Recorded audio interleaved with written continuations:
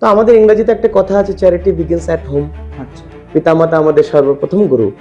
তিনি আমাকে সেই পথে প্রথম টেনেছেন যে ভগবানকে দেখো, ভগবানকে জানো। তারপর ধীরে ধীরে আমার জীবনে একটু পরিবর্তন আসলো। আমি পড়াশোনা চলতে চলতে আমি বৃন্দাবনে পৌঁছাই, আচ্ছা। শ্রীধাম বৃন্দাবন, যা আমাদের ভজন জগতের, যা আমাদের গৌড়ীয় বৈষ্ণব জগতের মূল স্থান, গন্তব্য স্থান যাকে বলা হয় শ্রীধাম বৃন্দাবন। তো সেই শ্রীধাম বৃন্দাবনে গিয়ে আমি সেই অদ্ভুত রূপে এই ভগবানের প্রেমে পড়ে গেলাম। এত সুন্দর।